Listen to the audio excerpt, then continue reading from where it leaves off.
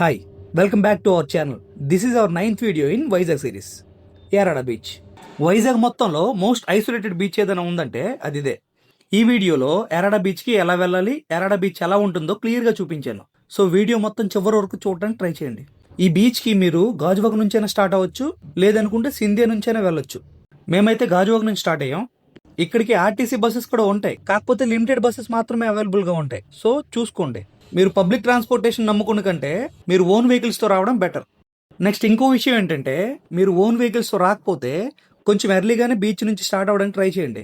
ఎందుకంటే మీకు చాలా తక్కువ ట్రాన్స్పోర్టేషన్ ఉంటుంది ఇక్కడ నుంచి బయటకు వెళ్ళడానికి. ఇది మీరు గుర్తుపెట్టుకోండి. సో మీరు గాజువాక మీద నుంచి వస్తుంటే ఒక ఫ్లైఓవర్ కనిపిస్తుంది మీకు. దానికంటే ముందే సర్కిల్ దగ్గర లెఫ్ట్ సైడ్ తీసుకోవాలి.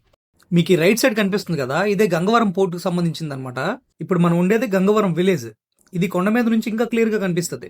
ఆల్మోస్ట్ ఈ పోర్ట్ దాటాక మీకు ఘాట్ రోడ్ స్టార్ట్ అవుతుంది. ఇక్కడ నుంచి మనకి ఘాట్ రోడ్ స్టార్ట్ అవుతుంది. ఘాట్ రోడ్ అంటే మరీ అరకంత ఎక్స్పెక్ట్ చేయొద్దు.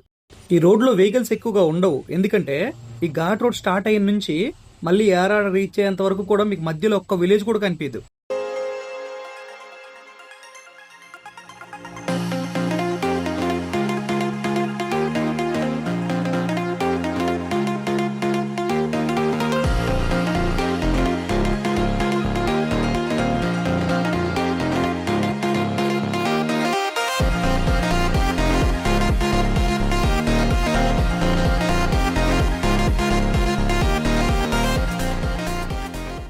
ఈ హిల్ టాప్ కి రీచ్ అవడానికి ఒక 4 to 5 km రైడ్ ఉంటుంది. అక్కడ నుంచి కంప్లీట్ డౌన్ ఇంకా యారాడకి. మీకు వ్యూ చూపిస్తాను చూడండి. ఎదురుగా కనిపిస్తుంది కదా, అదే యారాడ బీచ్. దీని చుట్టూ కొండలు ఉంటే మధ్యలో బీచ్ ఉంటుంది. చాలా బాగుంటుంది beach. Most iconic view point ఇది. మీరు గాజువాక వైపు నుంచి వస్తే ఈ వ్యూ పాయింట్ మీకు కనిపిస్తుంది. ఎదురుగా ఉంది కదా, అదే dolphin hill. Vizag light house ఉండేది కూడా ఇక్కడే. ఈ యారాడ బీచ్ ని దగ్గరకు వెళ్ళి క్లియర్ గా చూపిస్తాను రండి. కొండ దిగుతుంటే ఈ స్ట్రెచ్ మొత్తం కూడా బీచ్ వ్యూ కనిపిస్తుంది రైట్ సైడ్ లో మీకు. కానీ సాడ్ పార్ట్ ఏంటంటే ఈ పిచ్చి మొక్కలు అడ్డుగా ఉంటాయి. ఇవి లేకపోతే వ్యూస్ మాత్రం నెక్స్ట్ లెవెల్లో ఉంటాయి. ఇంకా అలా కొంచెం ముందుకు వస్తే మీకు 2 roads డివైడ్ అయి ఉంటాయి. లెఫ్ట్ సైడ్ కాకుండా రైట్ సైడ్ వెళ్ళండి, మీకు యారాడ బీచ్ వస్తుంది. ఫైనలీ యారాడ బీచ్ కి రీచ్ అయ్యాం.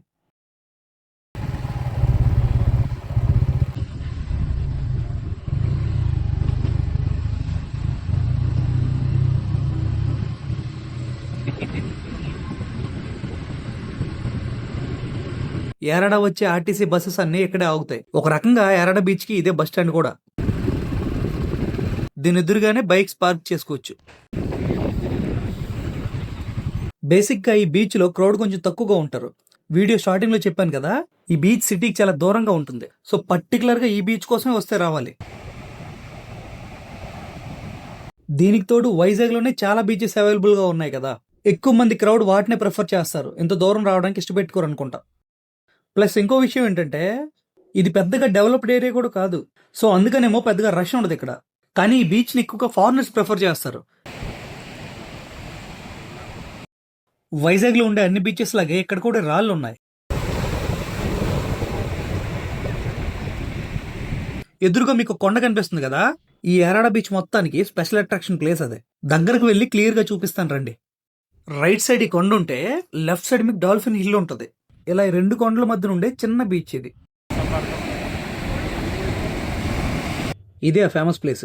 ఈ ప్లేస్ లో ఎక్కువగా ఫొటోస్ దిగడానికి ట్రై చేస్తారు చాలా మంది. ఈ రాయి మీద నడిచినప్పుడు కొంచెం కేర్ఫుల్ గా ఉండాలి. కొంచెం కాల్ స్లిప్ అయినా లోపలికి వెళ్ళిపోతారు, జాగ్రత్త. మీరు అనుకున్న దానికంటే ఈ ప్లేస్ చాలా డేంజర్. చాలా లోతుగా ఉంటుంది సముద్రం ఇక్కడ. ఇక్కడ బీచ్ లో దిగడానికి ట్రై చేయకండి, పర్టికులర్ గా ఈ ప్లేస్ లో. ఇక్కడ ఎవ్రీ ఇయర్ కూడా ఏదో ఒక ఇన్సిడెంట్ జరుగుతూనే ఉంది. 2025 లో 3 మిస్సింగ్ కేసెస్ ఫైల్ అయ్యి, అందులో ఫారినర్ కూడా ఉన్నారు. 2024 లో 2 మిస్సింగ్ కేసెస్. 2023 లో అయితే ఏకంగా 16-year-old బాయ్ కూడా మిస్ అయిపోయాడు ఇక్కడ. అన్ఫార్చునేట్లీ ఇలా చాలా మిస్సింగ్ కేసెస్ ఫైల్ అయ్యాయి ఇక్కడ. మీరు ఎవరైనా ఇక్కడికి వచ్చినప్పుడు కొంచెం జాగ్రత్తగా ఉంటే బెటర్. ఇక్కడ ఫ్రీక్వెంట్ గా marine police and Indian coast గార్డులు సెర్చ్ ఆపరేషన్ చేస్తూనే ఉంటారు. కానీ మన జాగ్రత్తలో మనం ఉండడం ముఖ్యం కదా.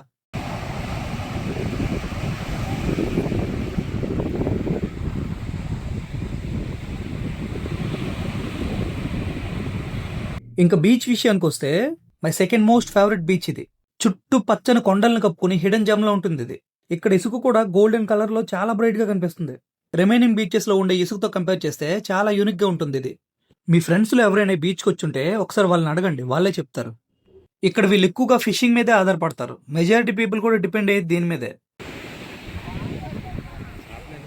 ఇక్కడ పెద్దగా షాప్సే ఉండవు, కానీ వైజాగ్లో ఉండే అన్ని బీచెస్ లాగే ఇక్కడ కూడా స్నాక్స్ దొరుకుతాయి మీకు. నెక్స్ట్ ఈ ప్లేస్ చూసారు కదా, ప్రీవియస్లీ మీకు చూపించిన రాళ్ళ ప్లేస్తో కంపేర్ చేస్తే ఈ ప్లేస్ కొంచెం బెటర్గా ఉంటుంది. అంటే ఓపెన్గా ఉంటుంది కదా, కొంచెం కెరటాలు కూడా నీట్గా వస్తుంది. ఇక్కడ మీకు చూపిస్తున్నట్టు ఈ హార్సెస్ కానీ కార్స్ కానీ రెగ్యులర్గా అయితే ఉండవు. అసలు రెగ్యులర్గా ఇంత క్రౌడే ఉండదు, అసలు చాలా ఖాళీగా ఉంటుంది బీచ్ అయితే. ఇక్కడ ఇంకొక ప్రైవేట్ బీచ్ కూడా ఉంది, అది నేవీ కంట్రోల్లో ఉంటుంది. ఇంకా నేను ఒక స్వీట్ కార్న్, మా వాడు ఒక ఐస్ క్రీమ్ కొనుక్కొని స్టార్ట్ అయ్యాము ఇక్కడ నుంచి. ఇంకో విషయం ఏంటంటే ఇక్కడ చాలా మంది పిక్నిక్స్ చేసుకోవడానికి వస్తారు ఆ సీజన్లో మాత్రం. అప్పుడు కొంచెం రష్గా ఉంటుంది ప్లేస్.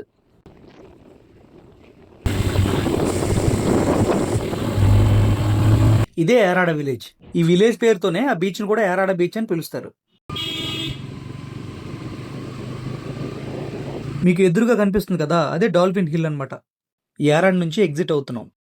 ఇప్పుడు మనం వెళ్తుంది సింధే వైపు. మీకు dolphin nose lighthouse idea ఉంది కదా, ఇదే వేలో ఉంటుంది అది.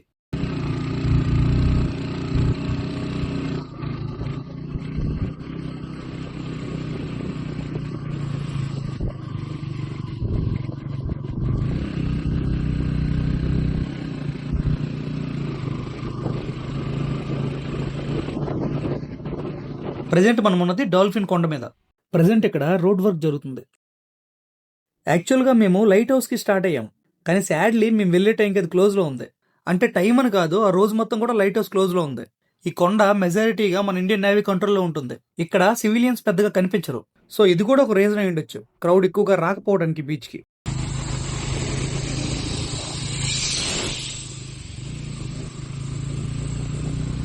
ఈ డాల్ఫిన్ లైట్ హౌస్ నుంచి సింధియాకి 9 to 10 km వరకు ఉంటుంది. అదే ఆర్టీసీ కాంప్లెక్స్ నుంచి అయితే 18 kilometers వరకు ఉంటుంది. ఈ సింధియాకి అయితే ద్వారకా బస్ స్టాండ్ నుంచి నెంబర్ ఆఫ్ బస్సెస్ అవైలబుల్గా ఉంటాయి మీకు. కానీ యారాడ బీచ్కి అయితే చాలా తక్కువ బస్సెస్ అవైలబుల్గా ఉంటాయి, అది చూసుకోండి.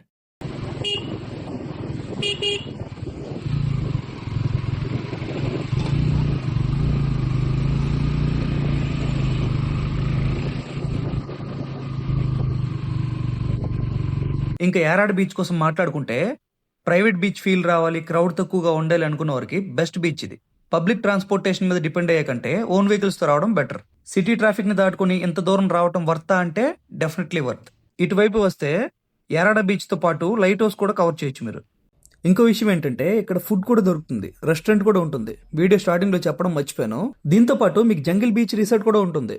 ఇన్ కేస్ మీరు ఎవరైనా ఇక్కడ స్టే చేస్తే సన్ రైజ్ అండ్ సన్సెట్ మాత్రం అస్సలు మిస్ అవద్దు. వితౌట్ మ్యూజిక్తో కొన్ని బీచ్ క్లిప్స్ యాడ్ చేసి పెడుతున్నాను, చూడండి.